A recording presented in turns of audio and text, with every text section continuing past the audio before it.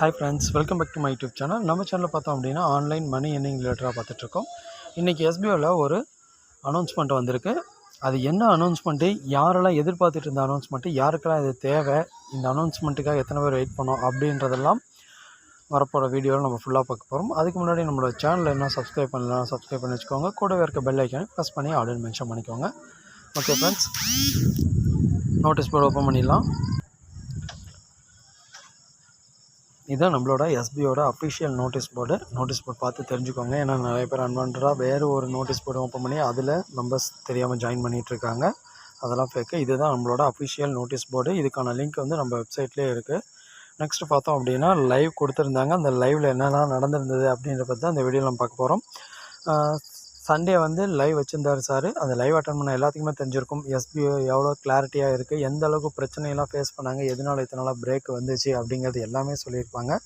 அதுலேயுமே 90% மெம்பர்ஸ் மட்டும் புரிஞ்சுக்கிட்டு 2% திட்டவங்களும் கண்டிப்பாக இருக்க தான் செய்வாங்க. அந்த திட்டவங்களுக்காக இந்த வீடியோ கிடையாது.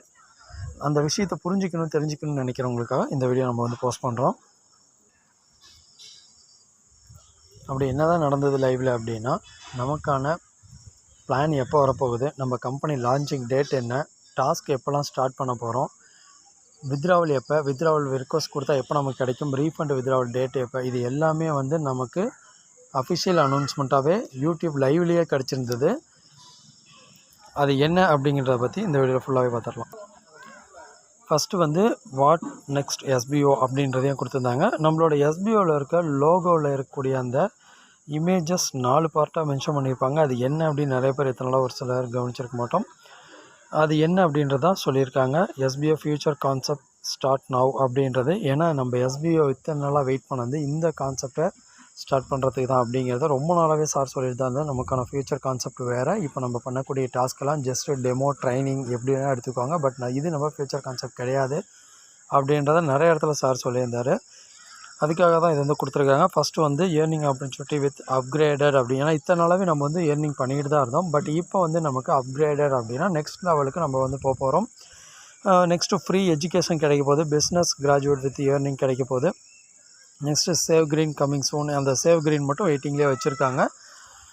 மற்றபடி பார்த்தோம் அப்படின்னா எஜுகேஷன் ரிலேட்டடாகவும் நமக்கு வந்து கிடைக்கும், பிஸ்னஸ் ரிலேட்டடாகவும் நமக்கு கிடைக்கும், ஏர்னிங் வந்து அதிகமாக வரும். இதுதான் நம்மளோட எஸ்பிஓட குறிக்கோள் அப்படிங்கிறது லோகோவிலேயே மென்ஷன் பண்ணியிருப்பாங்க.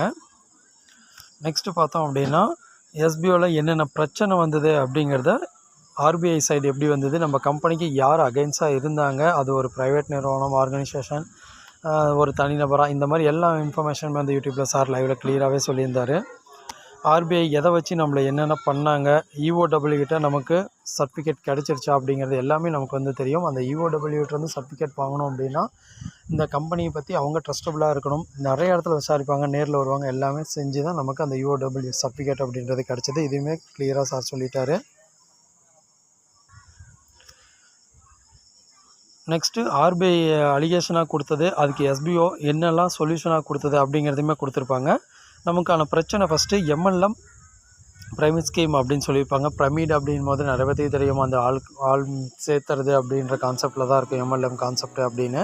நம்மளது வந்து அந்த கான்செப்ட் கிடையாது அப்படிங்கிறதையுமே கம்பெனி வந்து சொல்லியிருக்காங்க. நெக்ஸ்ட் வந்து காசு அமௌண்ட் ஏமாத்துறது, அமௌண்ட் சர்க்குலேஷன் பண்ணுறது அந்த மாதிரியான்னு கேட்டதுக்கு அதுக்குமே நம்ம கம்பெனி இல்லைன்னு சொல்லி ப்ரூவ் பண்ணிட்டாங்க. நெக்ஸ்ட்டு டைரக்ட் செல்லிங் அப்படிங்கிறதையும் ஆர்பிஐ சைடு வந்து ப்ராப்ளமாக வந்தது, அதுவுமே இல்லைன்னு சொல்லி நம்ம கம்பெனி 3மே வந்து ப்ரூவ் பண்ணிட்டாங்க. ப்ரூவ் பண்ண பிறகு தான் நமக்கு நெக்ஸ்ட் லெவலே வந்து போக முடிஞ்சுது.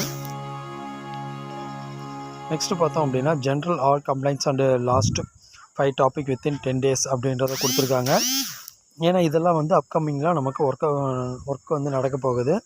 பிளான் லான்ச்சிங் டேட்டு 17th கொடுத்துருந்தாங்க. நமக்கு 16th ஆர் 17th நமக்கு வந்து பிளான் லான்ச்சிங் ஆகும். அது எப்போ அப்படின்றது நமக்கு இந்த 2 டேட்டில் ஒரு டேட் நமக்கு வந்து பிளான் லான்ச்சிங் யூடியூப்பில் நோட்டீஸ் போர்டில் எல்லாத்துலேயுமே கிடச்சிரும். நெக்ஸ்ட்டு பார்த்தோம் அப்படின்னா வீடியோ செலெக்ஷன் வந்து 18th நடக்கும். பிளான் செலெக்ஷன் அனௌன்ஸ்மெண்ட் வந்த பிறகு வீடியோக்கான செலெக்ஷனுமே இங்கே வந்து கிடச்சிரும். Next district based member splitted அப்படின்னு கொடுத்துருக்காங்க. தமிழ்நாட்டிலோ இல்லை வேறு எந்த ஏரியாவோ மென்ஷன் பண்ணி டிஸ்ட்ரிக்ட் வைஸாக நமக்கான மெம்பர்ஷிப் வரும். அதை பேஸ் பண்ணி நம்ம வந்து பிரிச்சுருவாங்க. அதாவது சேலம் டிஸ்ட்ரிக் ஆகட்டும், கோயம்புத்தூர் டிஸ்ட்ரிக் ஆகட்டும், திருநெல்வேலி எந்தெந்த டிஸ்ட்ரிக் இருக்கோ அந்த டிஸ்ட்ரிக் வைஸ் வந்து மெம்பரை ஸ்ப்ளிட் பண்ணுறேன்னு சொல்லியிருக்காங்க. நெக்ஸ்ட்டு ரீஃபண்டுக்கும் வித்ட்ராவலுக்கும் டேட் கொடுத்துருக்காங்க. ரொம்ப நாளாகவே எதிர்பார்த்துட்டு இருந்த விஷயம். ரீஃபண்ட் ஸ்டார்ட் பண்ணுறது, வித்ட்ராவல் ரிக்வஸ்ட் ஸ்டார்ட் பண்ணுறது, இது வந்து எல்லாமே வந்து 27/7/2024 இந்த டேட்டில் வந்து வித்ட்ராவல் வரும் அப்படின்ற வித்ட்ராவல் ரிக்வஸ்ட் கொடுத்துருவோம்.